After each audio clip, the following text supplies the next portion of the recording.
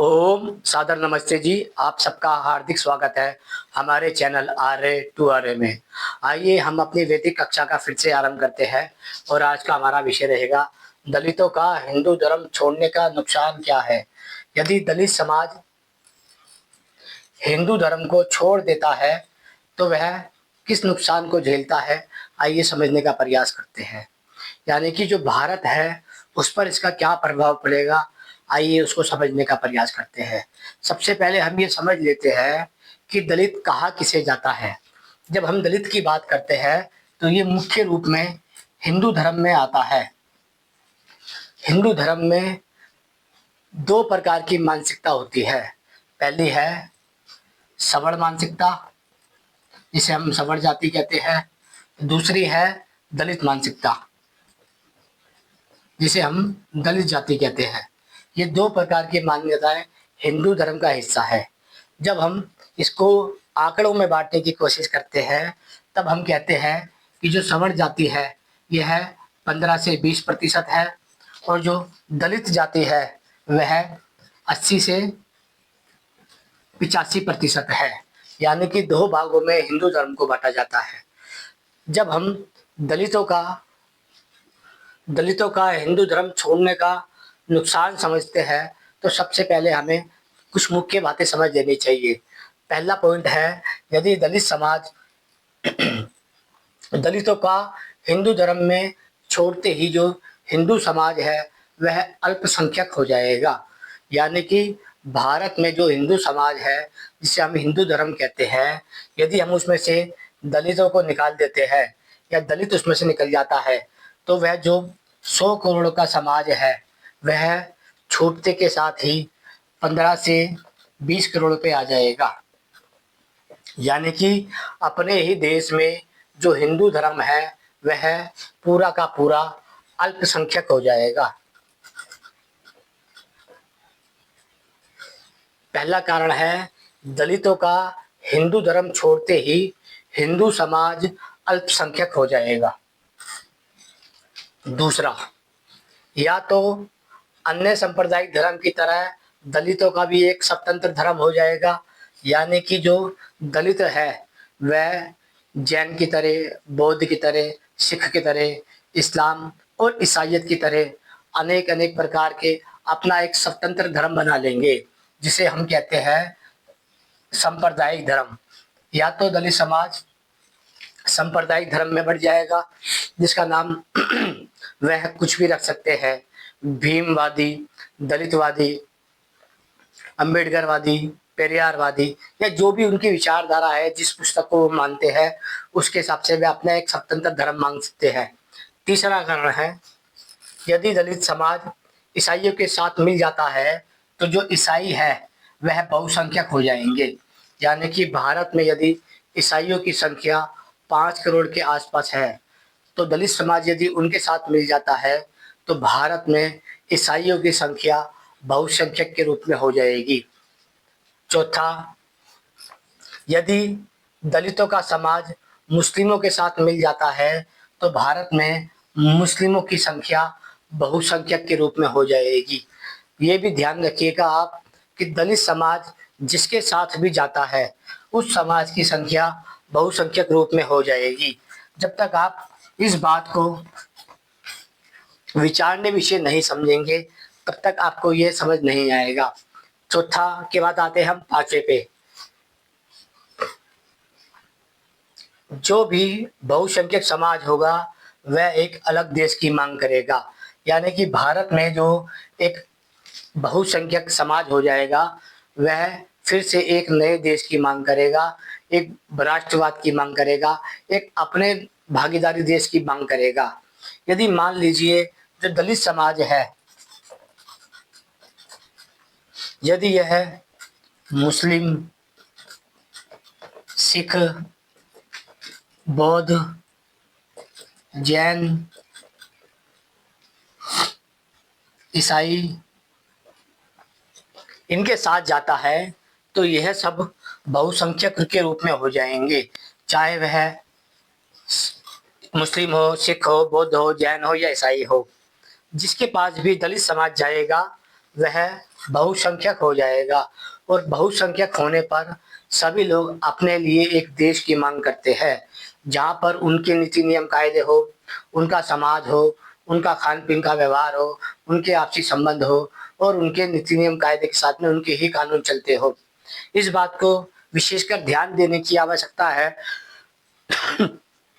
भारत में 6 प्रकार के धर्म हैं, जिसे हम मुख्य रूप में समझने का प्रयास करते हैं। पहला है मुस्लिम, दूसरा है सिख, तीसरा है बौद्ध, चौथा है जैन, पांचवा है ईसाई और छठा है हिंदू। जब हम दलित समाज के स्वीकार करने की बात करते हैं तो हमें ये समझ आता है कि हिंदू उसे स्वीकार नहीं करेगा। हिंदू में यानी कि समर जाति उन्हें स्वीकार नहीं करेगी, जैन उन्हें स्वीकार नहीं करेगा, बौद्ध उन्हें सही से स्वीकार नहीं करेंगे, सिख उन्हें भी सही से स्वीकार नहीं करेंगे। अब बचता है उनके पास 2 ऑप्शन, या तो वह ईसाइयत बन जाएंगे और या फिर वह मुसलमान बन जाएंगे। भारत में जब हम कहते हैं कि भारत में एक बड़ी संख्या को मुसलमान और ईसाई बनाया गया है, तो उसका कारण यही है कि भारत में जो दलित समाज है, जो पिछले कई हजार वर्षों से वर्ण भारतीय वर्ण व्यवस्था का भाग ही नहीं है, जिसे हम समाज से अलग कर चुके हैं, जिसे हम दलित और अछूत आदि कहते हैं, वह कभी हमारे धर्म का भाग रहा ही नहीं। लगभग 4000 साल से यदि देखा जाए तो हमने उन्हें अपने धर्म के अंदर स्वीकार नहीं करा। ना ही हमने उनसे कभी रोटी बेटी का संबंध रखा है, ना ही हमारे उनसे पारिवारिक संबंध रहे हैं। ये मुख्य विशेषता है कि हम सामाजिक रूप में कभी एक रहे नहीं। जब आपको इस सीधा सीधा समझ आ जाता है कि पहला कारण दलितों का हिंदू धर्म छोड़ते ही हिंदू समाज अल्पसंख्यक हो जाएगा अपने ही देश में। दूसरा, या तो सांप्रदायिक धर्म की तरह जो भारत में अलग अलग संप्रदाय हैं उसी की तरह स्वतंत्र हो जाएगा, यानी कि दलित समाज भी एक स्वतंत्र धर्म वाला हो जाएगा यदि वह अपना एक अलग से धर्म बना लेता है। यदि मान लीजिए हिंदू, ईसाई, जैन, बौद्ध, सिख, मुस्लिम के साथ में या तो दलित एक अलग धर्म बन जाए, यदि ये अलग धर्म बन जाता है तो भारत को कोई समस्या नहीं होगी। इस बात को दोबारा सुन लीजिए, यदि दलित समाज एक स्वतंत्र धर्म बन जाता है तो भारत के लोगों को भी कोई दिक्कत नहीं हो सकती। लेकिन दलित समाज यदि किसी संप्रदाय के साथ चले जाता है तो भारत को बहुत ही बड़ी क्षति होगी, जिसकी आप कल्पना भी नहीं कर सकते। फिर से समझ लीजिए, दलितों का हिंदू धर्म छोड़ते ही हिंदू समाज अल्पसंख्यक हो जाएगा। दूसरा, या तो अन्य सांप्रदायिक धर्म की तरह दलितों का भी एक स्वतंत्र धर्म हो जाएगा।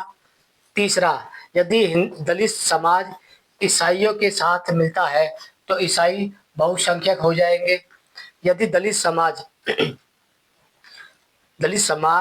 मुस्लिमों के साथ मिलते हैं तो मुस्लिम भारत में बहुसंख्यक हो जाएंगे।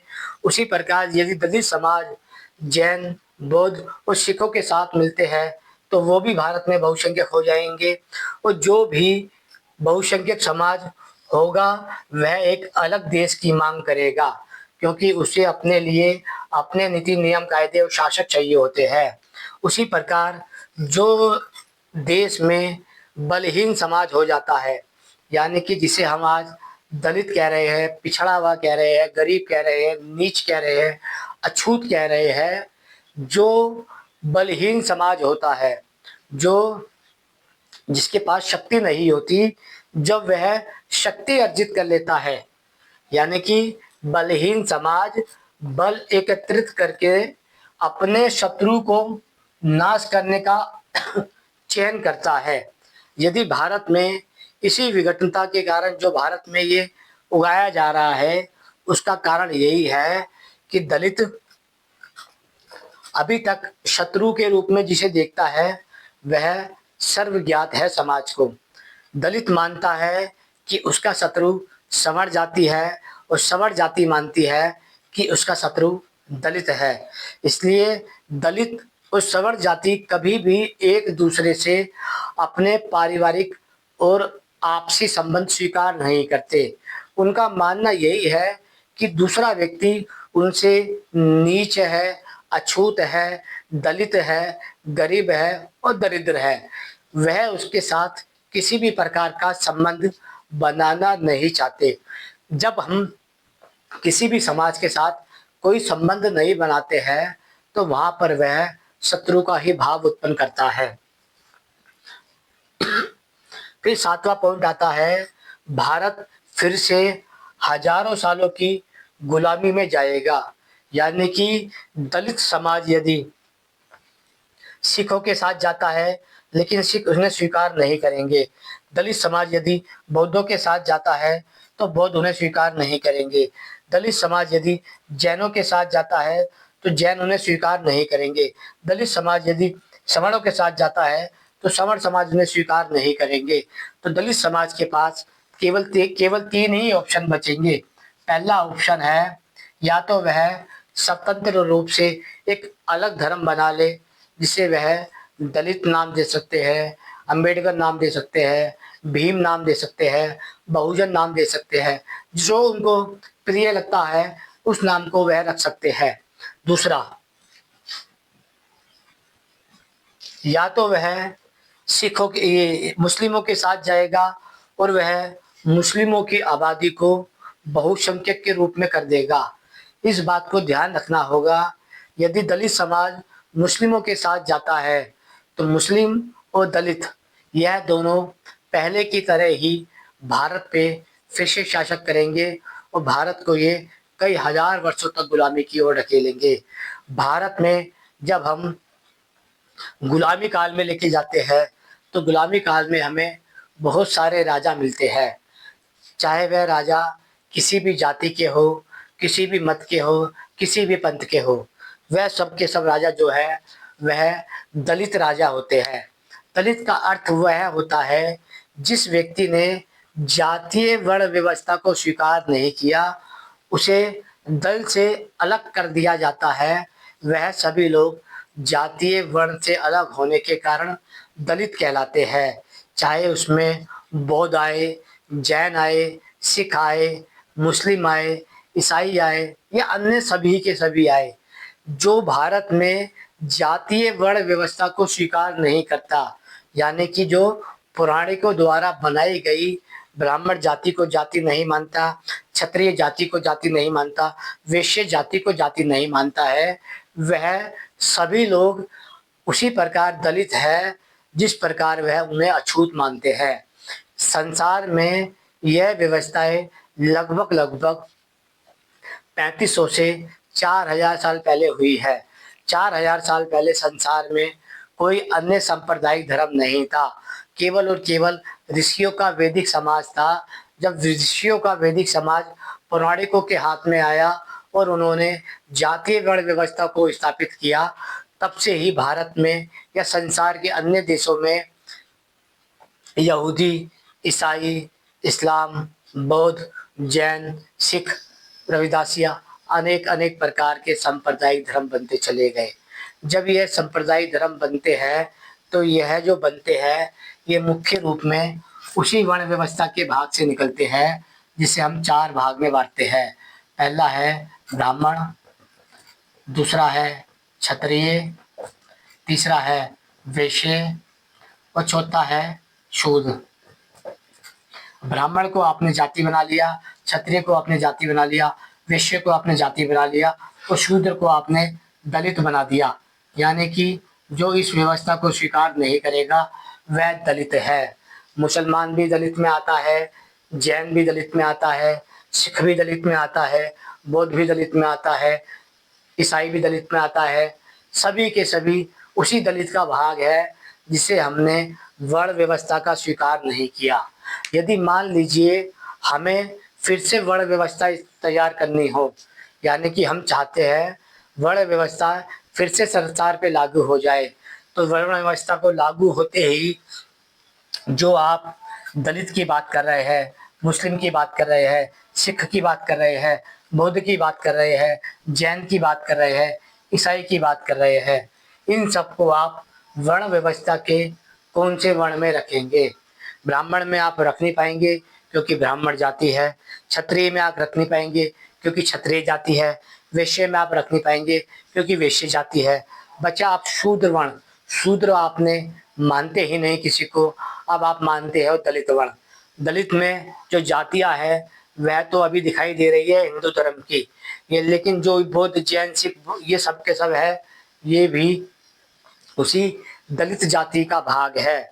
जब तक ये सब आप दलितों में रखते हैं तो आप स्वतः ही कमजोर दिखाई देते हैं।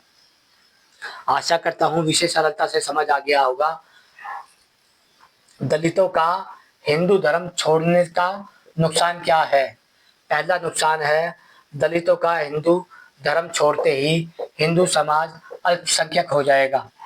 दूसरा है या तो अन्य सांप्रदायिक धर्म की तरह दलितों का अपना एक स्वतंत्र धर्म हो जाएगा। यदि तीसरा, यदि दलितों का यदि दलित समाज ईसाइयों के साथ मिलता है तो ईसाई बहुसंख्यक हो जाएंगे। यदि दलित समाज मुस्लिमों के साथ मिलते हैं तो मुस्लिम बहुसंख्यक हो जाएंगे। जो भी बहुसंख्यक समाज होगा वह एक अलग देश की मांग करेगा। जो बलहीन समाज बल एकत्रित कर लेता है वह अपने शत्रुओं को नाश करता है। भारत में फिर से 1000 साल की गुलामी की जाएगी और भारत को फिर से गुलाम बनाया जाएगा। जो भी बहुसंख्यक समाज होगा वह उसी दिशा में कार्य करेगा कि हमारी भारत में सत्ता आनी चाहिए। जिसकी सत्ता आती है अन्य सभी लोग उसके गुलाम हो जाते हैं। यह सत्ताधारियों का विशेष महत्व होता है कि वह अपनी दूसरी व्यवस्थाओं को गुलाम यानी कि अधीन कर लेता है। यह संसार की व्यवस्थाएं है। जितना जल्दी आप समझ जाए अच्छी बात है, अन्यथा तो आप इसे आपस में ही लड़ते लड़ते समाप्त हो जाएंगे। ओम नमस्ते।